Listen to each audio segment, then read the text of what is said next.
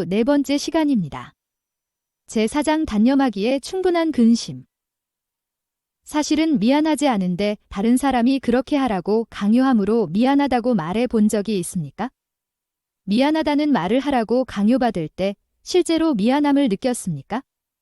아닐 것입니다.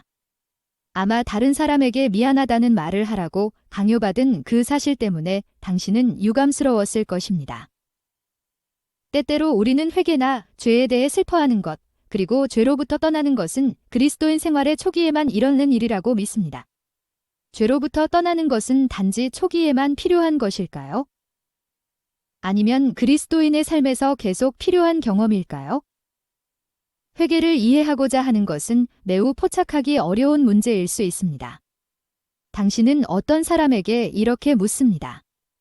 어떻게 죄로부터 떠날 수 있지요? 그러면 그는 이렇게 대답할 것이다. 회개하세요. 그것이 무슨 의미죠? 그것은 죄에 대해 슬퍼하는 것입니다. 그것이 회개에 대한 전부입니까? 사실 회개는 죄로부터 떠나는 것도 의미합니다. 알겠어요. 하지만 어떻게 그렇게 할 수 있죠?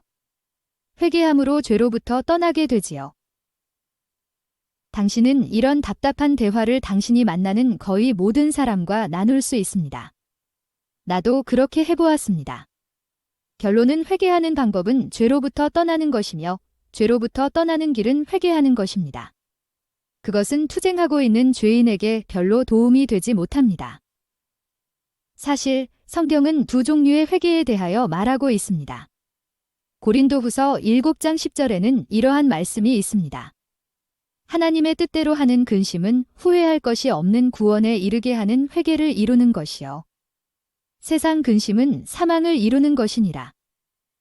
하나님의 뜻대로 하는 근심은 단념하기에 충분할 만큼 슬퍼하게 하지만 세상 근심은 10센트 은화만큼의 가치도 없는데 이는 그저 그것을 가지고 있기 때문에 슬픈 것입니다. 에서는 한때 눈물을 흘리며 회개를 구했으나 그 눈물에도 불구하고 진정한 슬픔은 갖고 있지 않았습니다. 유다는 자살할 만큼 충분한 양심의 가책과 심판에 대한 두려움은 있었으나 진정한 회개는 하지 않았습니다. 그러므로 격한 감정이 있다고 해서 반드시 다 회개한 것은 아닙니다. 사실 그것은 마귀의 가짜 회개일 수 있습니다. 그러면 무엇이 진실한 회개를 하게 합니까? 우리의 삶을 변화시키는 진정한 회개나 근심은 어떤 것입니까? 우리 모두는 삶에서 진정한 회개라고 할 수 있는 어떤 경험을 가지고 있을 것입니다. 펜실바니아 필라델피아에서의 어느 따뜻한 봄 날이었습니다. 나는 당시 3학년 학생이었습니다. 먼지와 땀이 범벅이 된 우리 친구들은 상급 학년들이 아직 수업 중에 있는 것도 잊어버리고 몸을 씻기 위해 세면장으로 달려갔습니다. 우리는 우리가 시끄럽게 소란을 피우고 있다는 것을 알지 못했는데 갑자기 그 교실의 선생님께서 세면장으로 오셔서 야단을 하심으로 알게 되었습니다. 도대체 무슨 일이야? 마치 한때의 야생 동물들 같구만. 나는 그 여선생님이 남자 세면장에 올 필요가 없다고 생각했으며 또한 우리를 그렇게 부르는 것이 불쾌하였습니다. 그래서 그녀에게 화를 내었습니다. 맞아요. 우린 야생 동물이에요. 어린애가 너무 당돌하다고 생각했는지 그녀는 우리 반 담임 선생님께 말씀하셨고 선생님은 내게 말씀하셨습니다. 난 내가 K 선생님께 가서 죄송하다고 말씀드렸으면 좋겠다. 그러나 나는 죄송하다고 생각하지 않았습니다. 실제로 죄송하지 않은데 어떻게 죄송하다고 할 수 있겠습니까? 담임 선생님께서 K 선생님께 가서 죄송하다는 말을 하라고 하셨다고 해서 내가 죄송하게 느끼게 되지는 않았습니다. 그래서 나는 가지 않았습니다. 다음 날 학교에 갔을 때 우리 선생님이 나를 보시더니 K 선생님께 미안하다고 말씀드렸느냐고 물었습니다. 이제 곤란하게 되었습니다. 그러한 상황에서 할 수 있는 너무도 자주 회개를 죄에 대해 슬퍼하는 것으로 또한 죄에 대해 슬퍼하는 것을 회개로 정의한다. 한 가지 일이란 문제를 약화시키는 것뿐이었습니다. 그래서 나는 대답했습니다. 네, 선생님.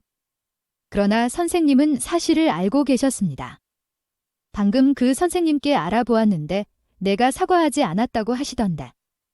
이제는 더욱 곤란하게 되었고 내가 생각할 수 있는 것이란 매우 소극적인 대답뿐이었습니다. 말씀드렸어요. 그런데 선생님께서 제 말을 듣지 못하셨나 봐요.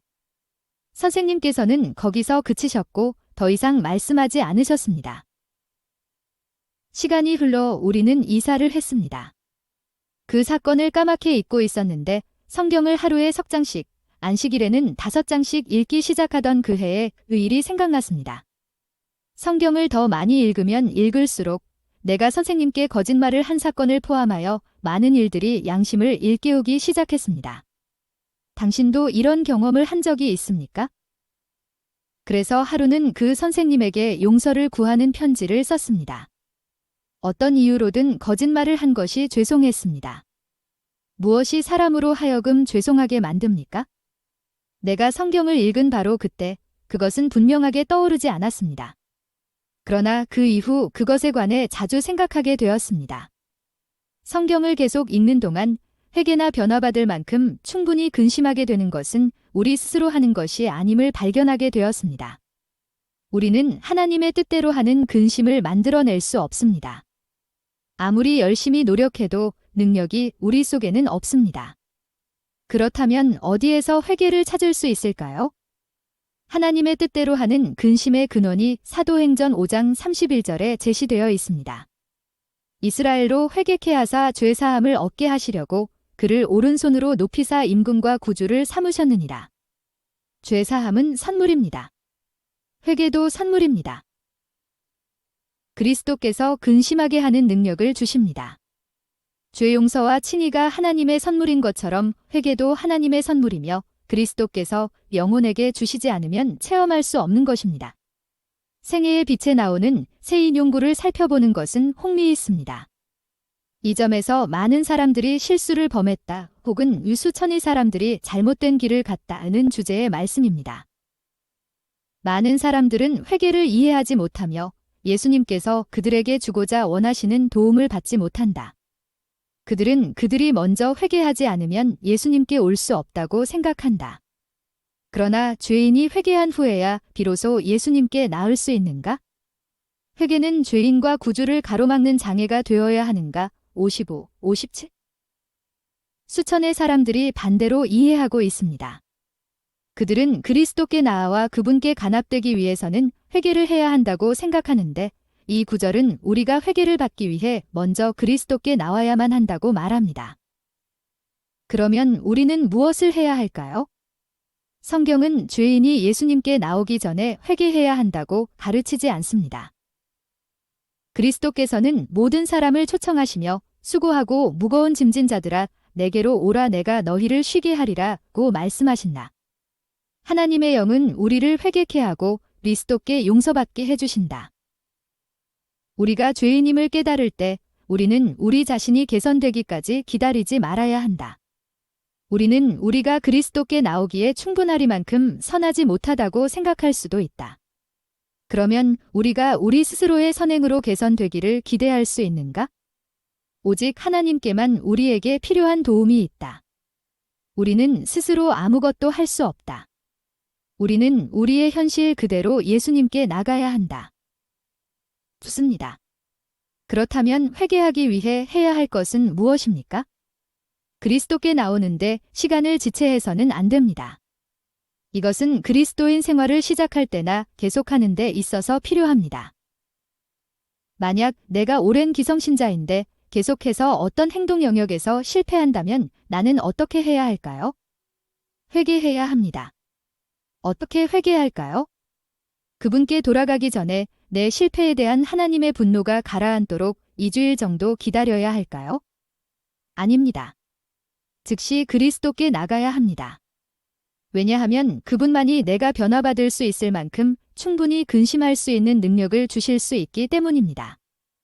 회개는 계속적인 변화입니다. 사실 그리스도인 경험에서 진행하는 매 걸음마다 회개는 더욱 깊어집니다. 회개란 계속해서 자아로부터 그리스도께로 전환하는 것이므로 우리는 매일 그분께로 방향을 돌릴 필요가 있습니다. 이것은 일회적인 경험이 아닙니다. 오늘도 내일도 그리고 그 다음 날도 나는 회개가 필요하며 하나님은 그것을 내게 주심하고 약속하셨습니다. 이 약속은 선택된 소수에게만 적용될까요? 주님은 아무도 멸망치 않고 회개하기에 이르기를 원하으십니다. 회개하기에 이르기를 유의라는 문구를 잘 살펴보십시오. 모든 사람이 나아올 수 있습니다. 내가 할 수 있는 것이란 아무것도 없습니다. 그리스도께 나아오는 것이 중요합니다. 그리스도께 나아오는 것과 회개에 이르는 것이 한 가지라고 제언하고 싶은데 그것은 내가 그리스도께 나아오면 나는 그분이 주시는 회개를 받기 때문입니다. 그러므로 그리스도인의 삶을 사는 데 있어서 계속해서 그리스도께 나아오면 계속 회개하게 될 것이고 그 결과로 죄에 대해 하나님의 뜻대로 하는 진정한 근심을 하게 될 것이며 죄로부터 떠나게 될 것입니다. 하나님은 모든 사람을 회개하도록 부르십니다. 구주께서는 계속하여 사람들을 회개하도록 이끄십니다. 그들은 단지 그분의 이끄심에 굴복하기만 하면 되며 그러면 그들의 심령이 참회함으로 높게 될 것입니다. 나는 내 생애에 그러한 회개를 원합니다. 당신도 역시 그것을 원하십니까? 하나님의 사랑스러운 영접을 깨닫기 위해서는 약간의 노력이 필요합니다. 하나님께서 회개를 주시기 전에 그분은 우리에게 어떤 노력을 요구하십니까? 많은 사람은 우리가 선해져야 하고 자신을 더 낫게 개선시켜야 된다고 생각합니다. 그러나 우리에게 필요한 노력은 그분이 우리를 부르실 때 그분께 나아옴으로 부르심에 응답하는 것입니다. 그러나 어떻게 나아옵니까? 어떤 사람은 그것이 교회나 목사 앞으로 나아오는 것이라고 생각합니다. 또 어떤 사람은 그것은 특정한 일을 결코 하지 않기로 결심하는 것이라고 생각합니다. 그리스도께 나아오는 것 위라는 구절은 우리가 그분을 볼 수 없기 때문에 모호합니다. 그리스도께 나아오는 것에 대해 여러 가지 생각을 할 수 있지만 사실 그분께 나아오는 것은 그분의 말씀과 기도로 나아오는 것입니다. 만약 설교단에서의 호소로 한 무리의 사람을 교회 앞으로 나오게는 하지만 다음 날도 그리고 다음 날도 개인적으로 무릎을 꿇고 그리스도께 나아오는 그 의미를 알지 못한 채 교회를 떠나게 한다면 그들은 아직 그리스도로부터 멀리 있는 것입니다. 그리스도께 나아온다는 것은 당신 자신이 그분과의 경건의 생활을 갖는 것보다 깊은 것이 아닙니다. 우리는 그리스도의 말씀에 나타난 가르침과 그분의 성품 그리고 그분의 생애를 연구하고 기도함으로써 그분께 나아오게 됩니다. 우리가 그분께 나아온 뒤에 그분이 우리에게 영감으로 주시는 첫 번째 것은 필요의식, 무력감, 무가치함 등인데 이것들이 회개를 낳게 합니다. 회개는 선물입니다. 그것은 내가 행하는 어떤 것이기보다는 그리스도께 나아오면 하지 않을 수 없게 되는 어떤 것입니다. 왜냐하면 구속의 계획을 알게 될 때 죄인은 하나님의 사랑하는 아들에게 고통을 주게 한 죄에 대해 회개하고 십자가의 발 아래로 나오게 되기 때문입니다. 하나님의 사랑을 가장 충분히 이해하게 될 때 죄의 가증스러움을 가장 잘 인식하게 됩니다. 회개란 어떤 규칙이나 계명을 깨뜨렸기 때문에 죄송하게 여기는 것이 아닙니다. 그것은 나를 위해 목숨을 주신 그분을 실망시켜 드린 것을 슬퍼하는 것입니다. 그리고 내가 계속해서 범죄할 때 내가 그분께 무엇을 하고 있는가를 깨닫기 위해서는 1대1의 관계로 그분을 알기 위해 매일 그분께 나아가야 합니다. 그러므로 그리스도인의 삶에서 모든 것은 결국 한 가지로 모아지는데 그것은 그리스도와의 개인적인 관계입니다. 그리고 회개가 궁극적으로 방향을 두는 것도 바로 이것입니다. 하나님의 말씀을 기도하며 연구하십시오. 그 말씀이 죄를 알게 해줍니다. 하나님의 사랑을 가장 충분히 이해할 때 죄의 가증스러움을 가장 잘 인식하게 됩니다.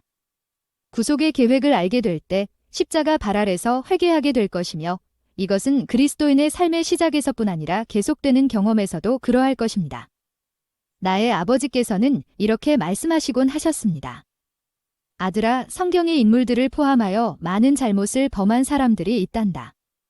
그러나 결코 이것을 잊지 말아라. 악인과 의인의 차이는 의인은 어떻게 슬퍼해야 하는지를 안다는 것이다. 나는 이 말씀을 여러 번 깊이 생각해 보았습니다. 진정한 회개의 훌륭한 증거를 다윗의 이야기에서 찾아볼 수 있습니다. 그것은 시편 51편에서 찾아볼 수 있는데 여기서 그가 슬퍼하는 방법에 대한 실마리를 얻을 수 있습니다. 그가 어떤 구실이나 변명 없이 문제를 있는 그대로 직면한 것에 주목해 보십시오. 나의 죄악을 말갛게 씻기시며 나의 죄를 깨끗이 제하소서. 2절. 다윗은 자신이 깨끗해지거나 죄 용서를 받기에 합당한 아무것도 할 수 없다는 무력감과 하나님에 대한 필요를 깨닫고 자복했습니다. 그는 또한 자신이 하나님과 분리되었던 것, 그의 죄악적인 상태, 그의 악한 마음에 대해 기도했습니다. 이것은 단순히 어떤 나쁜 행동에 대해 용서를 갈망하는 것 이상입니다. 그것은 심령과 생애의 정결을 탄원하는 것이었습니다. 다윗은 그가 아무것도 할 수 없다는 것을 깨닫기까지 어떤 역경을 겪어야 했습니다. 나는 더 나은 생애를 위한 커다란 변화를 체험했던 사람과 이야기한 적이 있는데 그는 이렇게 말했습니다. 내가 변화받기 전 내가 발견한 가장 큰 필요 중에 한 가지는 자신이 얼마나 절망적인 죄인인가 하는 것을 깨닫는 일이었어요. 오, 당신은 실망스러운 일들을 하고 있었나 보죠? 아니에요. 그러나 나는 어떤 죄도 범할 수 있다는 것을 깨달아야만 했지요. 다윗의 경험이 그것을 분명히 증명합니다. 그래서 이제 그는 죄에 대한 용서뿐만 아니라 자신을 깨끗하게 해주실 것을 또한 구한 것입니다. 하나님의 뜻대로 하는 회개의 다른 한 단서가 이 시에 나타나 있습니다. 내가 주께만 범죄하여 주의 목전에 악을 행하였사오니. 다윗은 그의 큰 죄가 하나님을 대적한 것이라고 했습니다. 그는 탄원합니다. 우슬초로 나를 정결케 하소서. 내가 정하리이다. 나를 씻기소서. 내가 눈보다 회리이다. 내 속에 정한 마음을 창조하시고. 그는 단지 용서만을 구하지 않았습니다. 그는 죄를 단념할 만큼 슬퍼했는데 그것은 그의 가장 큰 죄는 하나님을 대적하는 것이라는 사실을 깨달았기 때문입니다. 그래서 그는 깨끗한 마음과 올바른 영을 원했습니다. 바로 이 시에서 당신은 하나님의 뜻대로 하는 근심은 인격을 포함한다는 것을 보게 됩니다. 세상적인 근심은 단지 규칙을 깨뜨린 것을 슬퍼하지만 하나님의 뜻대로 하는 근심은 항상 인격과 상한 심령을 포함합니다.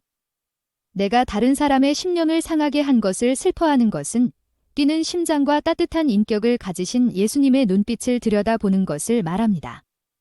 그러므로 규칙이나 규정, 십계명만으로는 충분하지 않습니다. 십계명이 인격 속에 살아 움직이기 전에는 그것은 무의미합니다. 그렇게 될 때에만이 진정한 회개를 하게 됩니다. 내가 7학년 때 있었던 일입니다. 아버지는 미시간주 세기나에서 어떤 집회를 개최하고 계셨습니다.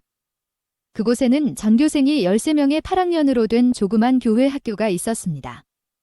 우리 선생님은 겨우 18세였으며 그 학교는 그분의 첫 부임지였습니다.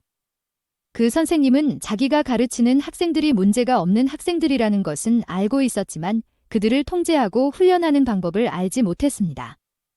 그분은 최선을 다했지만 일은 잘 되어가지 않았습니다. 그래서 그해 중반에 그분을 전임시키는 문제로 학교 이사회가 열렸습니다. 학생들이 너무도 무질서했습니다. 어느 날 몇몇 학생들이 교실 창문 아래 운동장에서 그 선생님에 관해 이야기를 하고 있었습니다.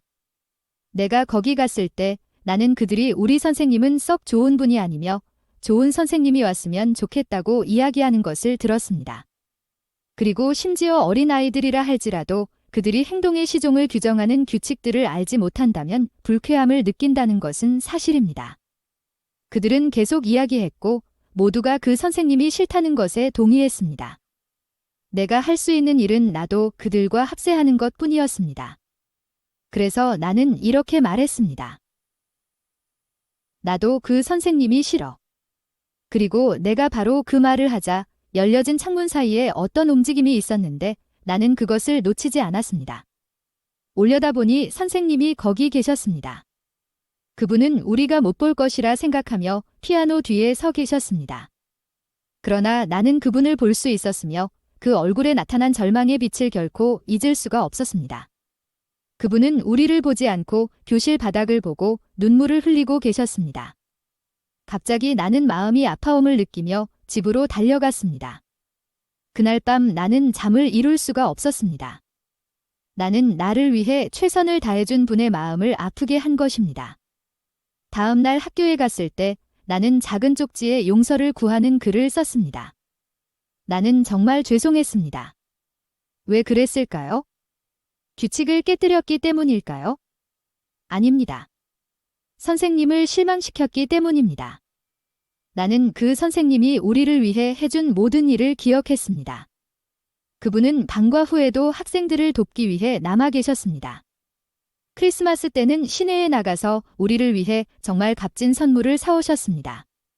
매일 점심 식사 후에는 재미있는 이야기를 들려주셨고 휘티어의 시도 가르쳐 주셨는데 나는 그것을 오늘날까지도 잊지 않고 있습니다. 사실 그것은 회개에 대해 묘사한 것이었습니다.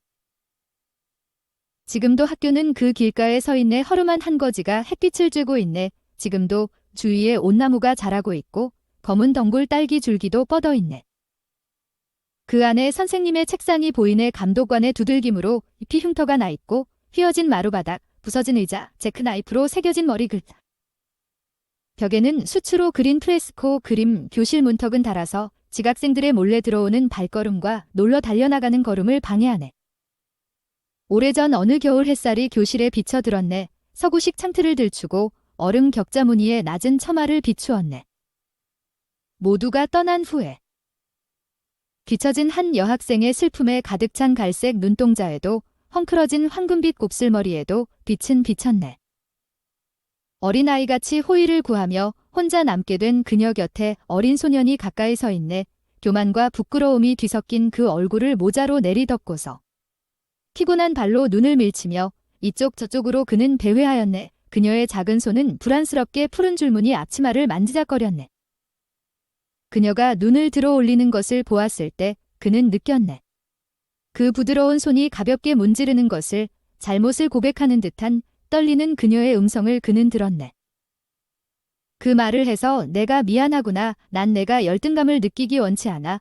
왜냐하면 그때 그녀는 그의 갈색 눈을 떨어뜨렸네. 왜냐하면 난 너를 사랑하기에. 회색머리 노인은 지금도 기억하네. 그 귀여운 소녀의 얼굴을. 사랑하는 소녀여. 당신의 무덤에 풀이 40년을 자랐구려. 그는 생의 고난의 학교에서 배우고자 살고 있네. 그보다 앞서간 아주 적은 수의 사람들이 그녀처럼 그를 사랑하기에 자신들의 승리와 그의 실패를 애도하네. 그녀는 그가 말할 수 없는 말을 자신이 했기 때문에 미안해했습니다. 왜 그랬습니까? 그녀는 그를 사랑했기 때문입니다.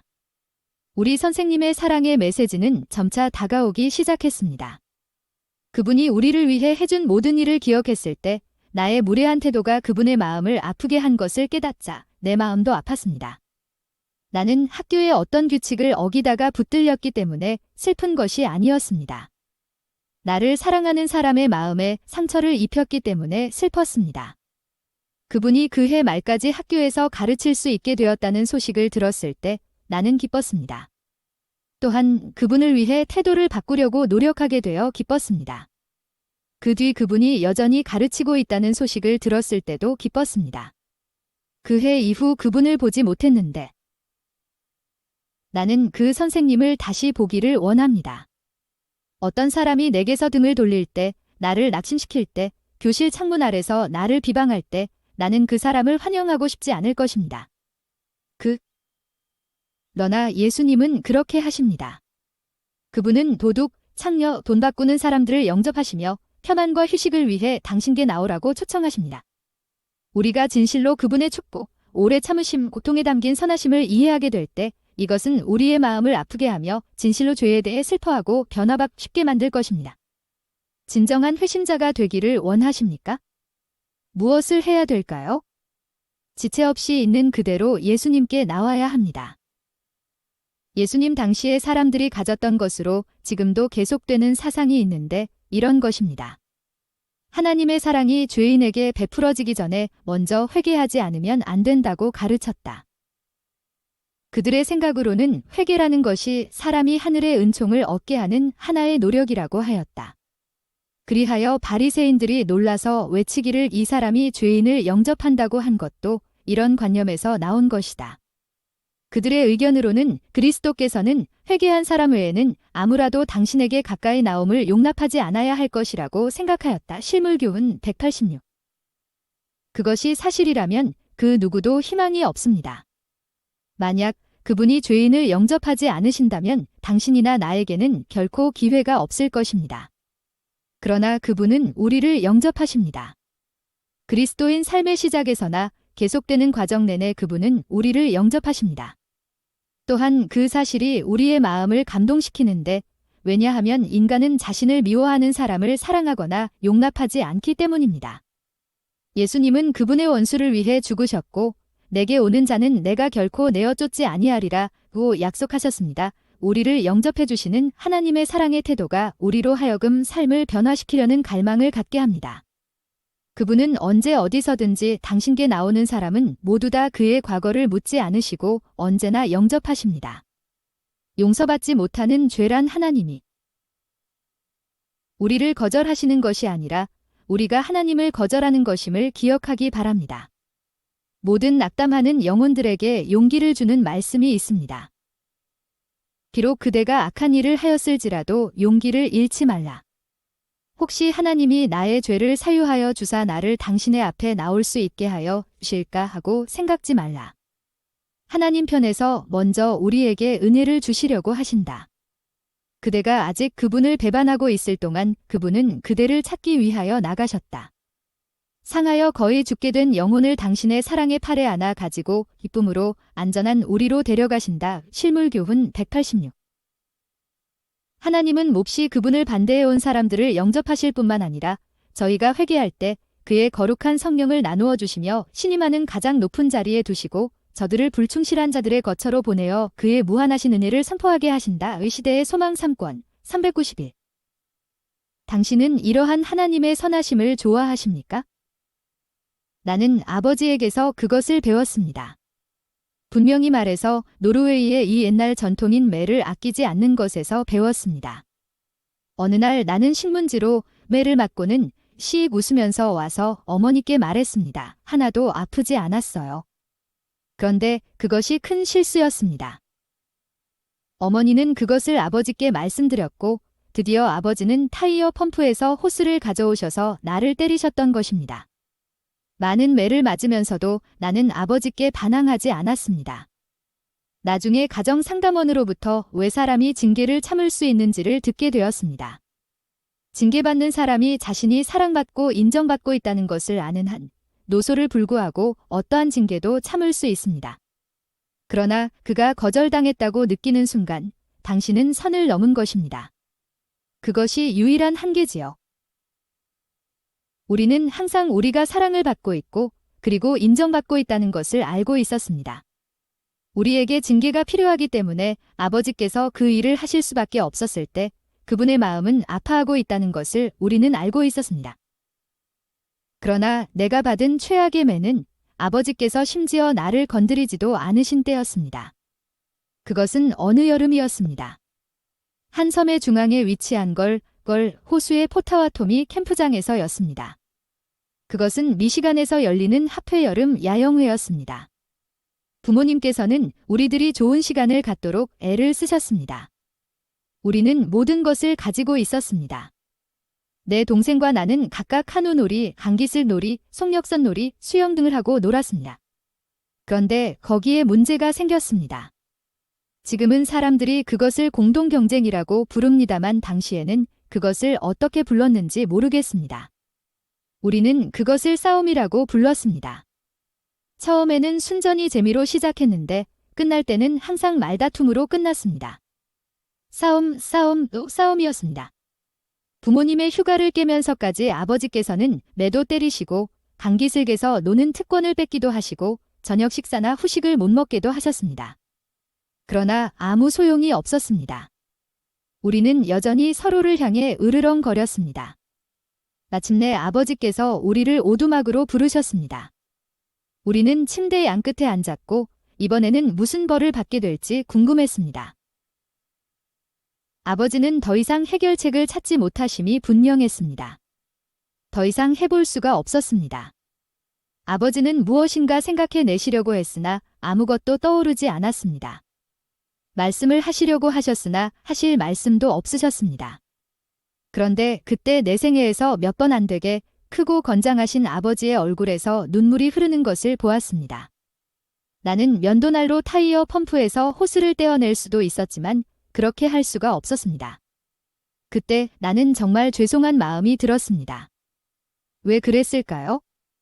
왜냐하면 내가 나의 가장 좋은 친구요. 내게 그렇게 많은 것을 해주신 분의 마음을 아프게 한 것을 깨달았기 때문입니다. 나는 진정으로 변화받고 싶었습니다. 그리고 우리는 변화되었고 내 동생과 나는 친한 친구가 되었습니다. 무엇이 변화를 가져오게 했습니까?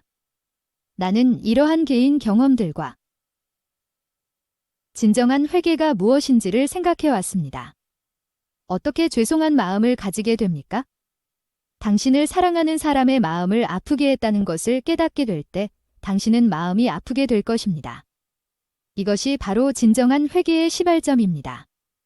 로마서 2장 4절은 하나님의 선하심이 우리를 회개로 이끈다고 말씀합니다. 그것은 다음과 같습니다. 첫째, 당신이 누군가를 낙담시킬 가능성이 있는 죄인이라는 것을 깨닫는다. 둘째, 개인적으로 하나님을 아는 법을 배운 까닭으로 하나님이 당신을 사랑하시며 당신의 친구라는 사실을 깨닫는다.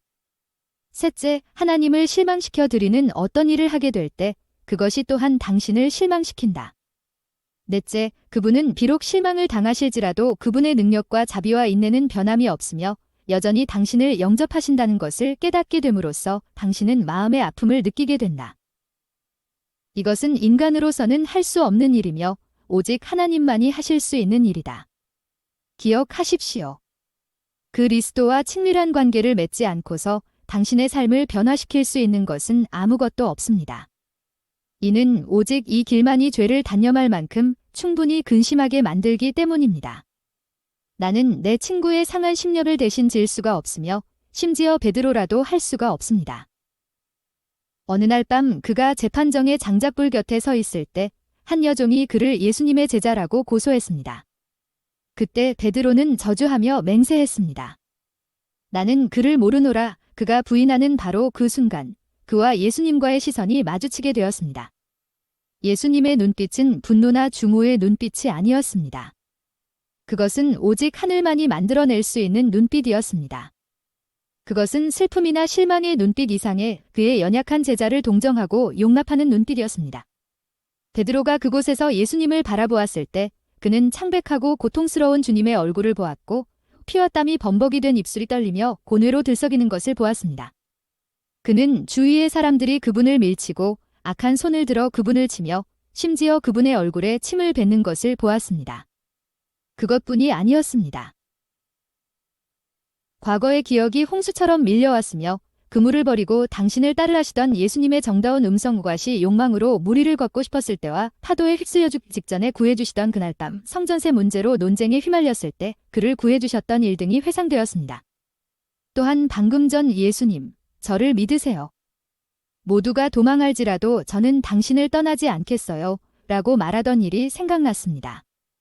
그때 예수님은 베드로야 사단이 너를 밀가부르듯 하려고 너회를 청구하였으나 나는 내 믿음이 떨어지지 않기를 기도하였노라고 대답하셨었습니다. 그날 밤 갑자기 베드로는 온통 눈물로 범벅이 되어 자신이 예수님을 가장 심하게 때린 사람이라는 것을 깨달았습니다. 그는 불 쬐던 곳에서 도망쳐 나왔습니다. 어두운 예루살렘 밤거리를 지나 도시 외곽의 황금문을 나와 언덕 아래로 달렸습니다. 그리고 기드론 시내를 가로질러 겟세마네 동산의 감람나무 아래로 갔습니다. 그곳에서 그는 바로 몇 시간 전 예수님이 씨름하시던 바로 그 장소를 찾았습니다. 그리고 고개를 떨구고서 죽기를 원했습니다. 그는 참으로 슬펐습니다. 왜 그랬습니까? 왜냐하면 그가 그의 가장 좋은 친구인 예수님의 마음을 아프게 했기 때문입니다. 베드로는 살았습니다. 죽기를 원했지만 살았습니다. 그 후 수천의 사람들 앞에서 회개를 위해 그리스도께 나아오라고 호소했을 때 그는 자신이 말하고 있는 바를 확실히 알고 있었습니다. 당신과 내가 이와 같이 죄에 대한 슬픔을 갖게 될 때 우리는 예수님이 제공하시는 선물을 받게 될 것입니다. 그때 우리는 충만한 그분의 임재와 능력을 갈망하게 될 것이고 그리하여 더 이상 그분을 실망시키지 않게 될 것입니다.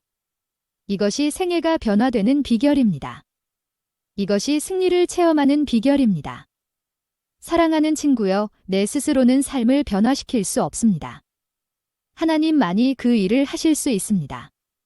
그분이 나의 개인의 친구이심을 깨닫고 나의 삶이 그분께 어떤 의미를 가지고 있는지를 깨닫게 될 때 그분은 그 일을 하실 수 있습니다.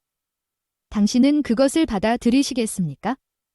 나는 날마다 더 깊은 회개를 체험하기 원합니다. 당신도 역시 그분을 더 잘 알 수 있도록 구하시기 바랍니다. 하늘에 계신 아버지, 당신의 크신 사랑을 감사드립니다. 그것은 인간의 것이 아닙니다. 우리가 그것을 알 수 없는 것은 당신의 임재 없이 당신을 떠나서는 그것을 행할 수가 없기 때문입니다. 우리가 길을 잃고 방황할 때 우리를 찾아주심을 감사드립니다. 그리고 우리로 회개하도록 초청해 주심을 감사드립니다.